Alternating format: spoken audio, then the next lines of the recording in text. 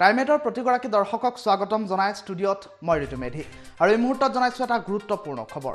আজি এই বৰ্ষৰ প্ৰথমটো সূৰ্যগ্ৰহণ আৰু এই সূৰ্যগ্ৰহণক জ্যোতিষশাস্ত্ৰই অতি শক্তিশালী সূৰ্যগ্ৰহণ বুলি অভিহিত কৰিছে আৰু তেনে পৰিপ্ৰেক্ষিতত দেখিবলৈ পোৱা গৈছে এই সূৰ্যগ্ৰহণৰ প্ৰভাৱ পৰিব অসমতো আৰু ভাৰততো।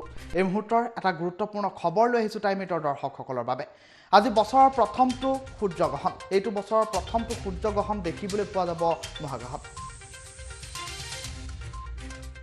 আৰু আকাশত সৃষ্টি হ'ব ৰিং অফ ফায়াৰৰ। এই মুহূৰ্তৰ এটা গুৰুত্বপূৰ্ণ খবৰ লৈ আহিছোঁ টাইমেটৰ দৰ্শকসকলৰ বাবে। 9:16 পৰা আৰম্ভ হ'ব শক্তিশালী সূৰ্যগ্ৰহণ আৰু বছৰৰ আটাইতকৈ দীঘল দিনটোতেই সূৰ্যগ্ৰহণ হোৱা পৰিলক্ষিত হ'ব। আৰু আজি পুৱা 9:16 আৰম্ভ হ'ব সূৰ্যগ্ৰহণ আৰু মহাকাশত দৃশ্যমান হ'ব ৰিং অফ ফায়াৰ। আৰু সূৰ্যগ্ৰহণৰ প্ৰভাৱ সৰ্বাধিক হ'ব দুপৰীয়া 12:10। এই মুহূৰ্তৰ কেতবোৰ গুৰুত্বপূৰ্ণ তথ্য জনাই আছোঁ টাইমেটৰ দৰ্শকসকলক। জ্যোতিষ খৰ্গেশ্বৰ গোস্বামীৰ সূৰ্যগ্ৰহণ সন্দৰ্ভত গুৰুত্বপূৰ্ণ মন্তব্য কৰা পৰিলক্ষিত হৈছিল আৰু সাংবাদিকে প্ৰশ্ন উত্থাপন কৰিছিল। তেনে পৰিপ্ৰেক্ষিততে এই সন্দৰ্ভত তন্নতন্নকৈ বুজাইছিল সকলো কথা।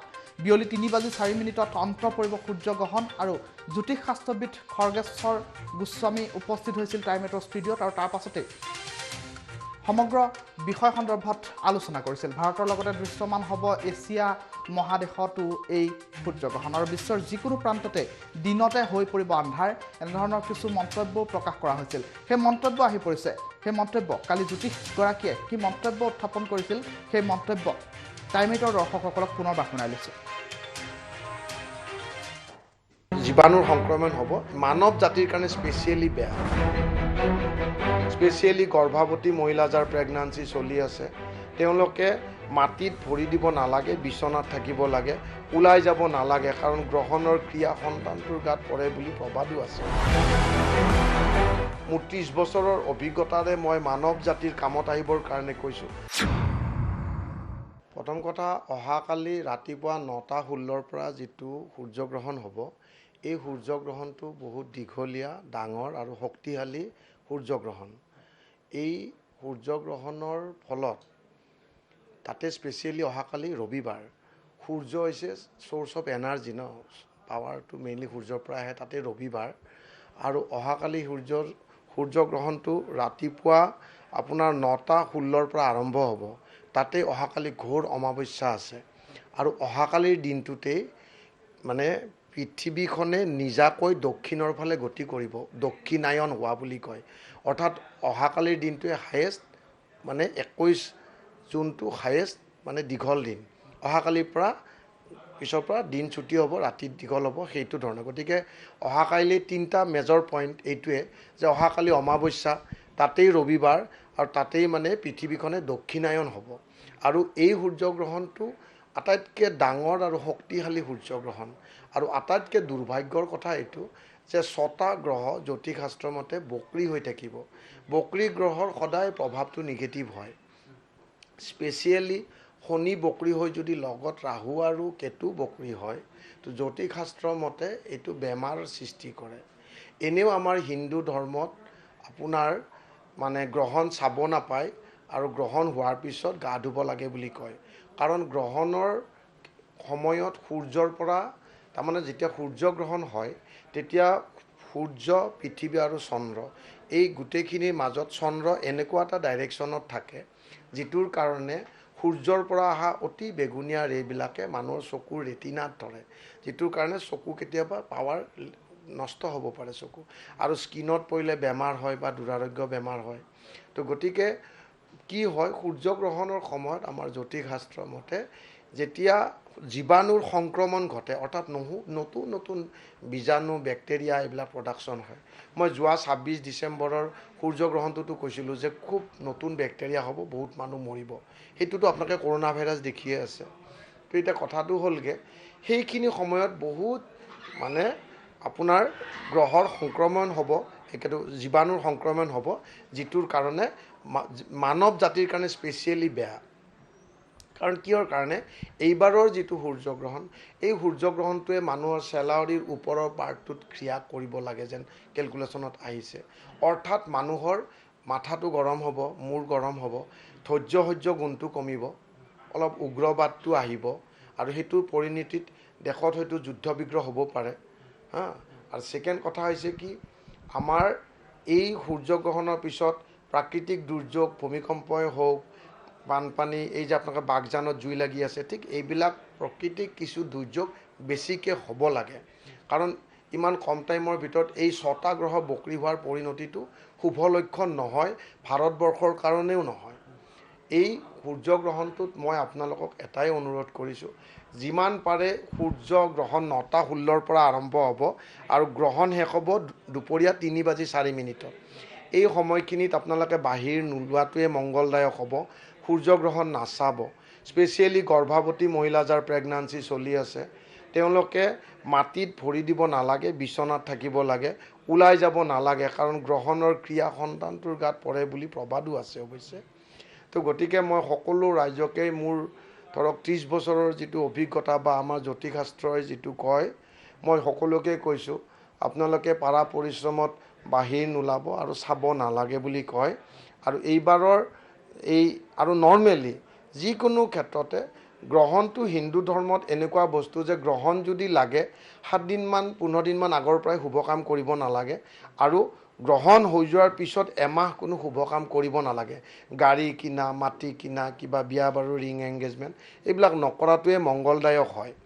আৰু ছেকেণ্ড কথাটো হৈছেগৈ, আপোনালোকে পানীজাতীয় বস্তু, মই অলৰেডি কৈছোঁ যে সূৰ্যগ্ৰহণৰ পৰা যেতিয়া সূৰ্যৰ মাজত এই চন্দ্ৰটো আহিলে এটা ৰিং হয়, সেই ৰিঙৰ সময়ত সূৰ্যৰ যিবিলাক অতি বেগুনীয়া ৰে'বিলাক আহে, সেই ৰে'বিলাকে পৃথিৱীত খানা আৰু লিকুইড বস্তুবিলাকত প্ৰথমতে জীৱাণুৰ সংক্ৰমণ ঘটে, গোটেই পৰিৱেশটো দূষিত হয়, যিটোৰ কাৰণে মানুহৰ হজম শক্তি কমে, উন্মাদ উগ্ৰ ভাৱটো বেছি হয়।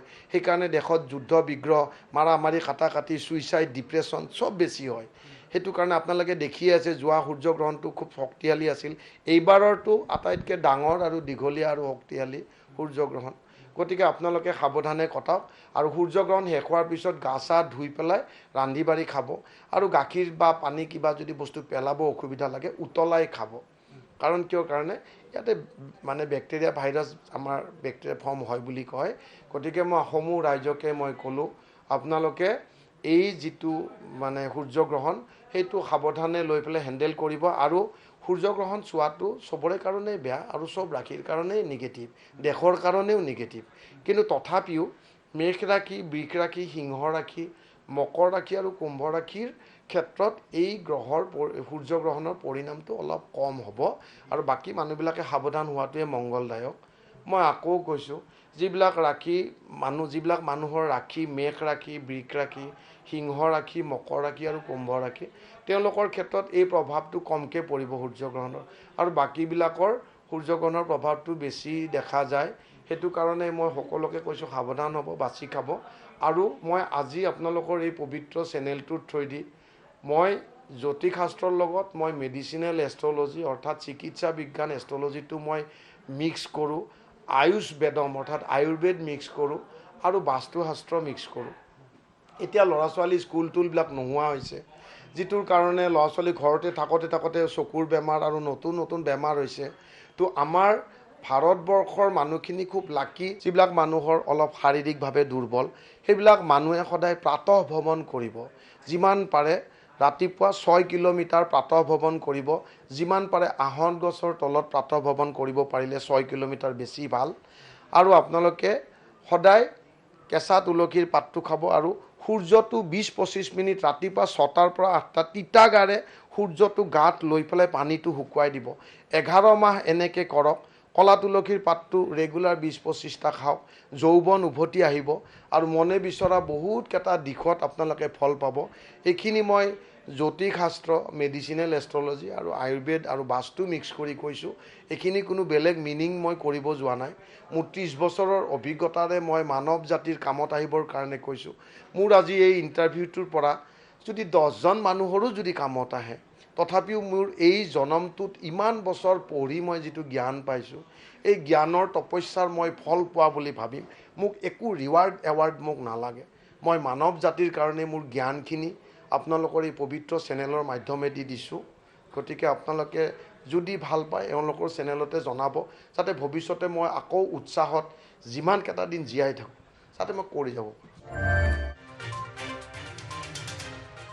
এয়া আছিল জ্যোতিষশাস্ত্ৰবিদ খৰ্গেশ্বৰ গোস্বামীয়ে কালি টাইম 8ৰ কেমেৰাৰ সন্মুখত কৰা মন্তব্য।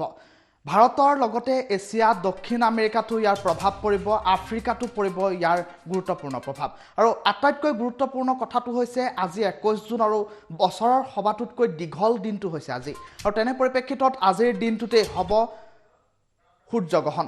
আৰু আজি বছৰৰ প্ৰথমটো সূৰ্যগ্ৰহণ হ'ব আৰু দৃশ্যমান হ'ব মহাকাশত। আৰু আকাশত সৃষ্টি হ'ব ring of fire. Ring of fire সৃষ্টি হোৱাৰ বাবে এতিয়া মহাকাশত দেখিবলৈ পোৱা যাব। আৰু বছৰৰ আটাইতকৈ দীঘল দিনটোতে সূৰ্যগ্ৰহণ হ'ব, দৃশ্যমান হ'ব মহাকাশত। আৰু সূৰ্যগ্ৰহণত কি কি কৰিব, কি কি নকৰিব, জ্যোতিষে কি কয় সেই সন্দৰ্ভত আমি জ্যোতিষশাস্ত্ৰবিদ খৰ্গেশ্বৰ গোস্বামীৰ মন্তব্য শুনালোঁ টাইম 8ৰ দৰ্শকসকলক। বছৰৰ আটাইতকৈ দীঘল দিনটোতে সূৰ্যগ্ৰহণ, আৰু সূৰ্যগ্ৰহণৰ প্ৰভাৱ সৰ্বাধিক হ'ব দুপৰীয়া 12:10 9:16 পৰা আৰম্ভ হ'ব এই সূৰ্যগ্ৰহণ। আৰু এই সূৰ্যগ্ৰহণ জ্যোতিষৰ মতে শক্তিশালী সূৰ্যগ্ৰহণ। আৰু এই সূৰ্যগ্ৰহণৰ ফলত জীৱাণু সংক্ৰমণ অধিক হয়। যেনে পৰিপ্ৰেক্ষিতত দেখিবলৈ পোৱা গৈছে এতিয়া সমগ্ৰ বিশ্বতে কৰোণা ভাইৰাছে সন্ত্ৰাসৰ সৃষ্টি কৰিছে। আৰু তেনে পৰিপ্ৰেক্ষিতত সূৰ্যগ্ৰহণৰ ফলত জীৱাণু সংক্ৰমণ হোৱাৰ কথাও উল্লেখ কৰিছে এতিয়া জ্যোতিষশাস্ত্ৰই। আৰু আজি বছৰৰ প্ৰথমটো সূৰ্যগ্ৰহণ, আৰু আটাইতকৈ ডাঙৰ কথাটো হৈছে আজি 21 জুন, বছৰৰ আটাইতকৈ দীঘলীয়া দিনটো হৈছে 21 জুন। আৰু 21 জুনৰ দিনটোতেই সূৰ্যগ্ৰহণ দৃশ্যমান হ'ব মহাকাশত। খালী চকুৰে এই সূৰ্যগ্ৰহণ চাবলৈ মানা কৰিছে জ্যোতিষশাস্ত্ৰই। আৰু আজি পুৱা 9:16 আৰম্ভ হ'ব, আৰু 12:10 অধিক সৰ্বাধিক হ'ব এই সূৰ্যগ্ৰহণৰ প্ৰভাৱ। ভাৰতবৰ্ষতো ইয়াৰ প্ৰভাৱ পৰিব, লগতে এছিয়া মহাদেশৰ লগতে দক্ষিণ আফ্ৰিকা, দক্ষিণ আমেৰিকাতো ইয়াৰ প্ৰভাৱ প্ৰতীয়মান হ'ব।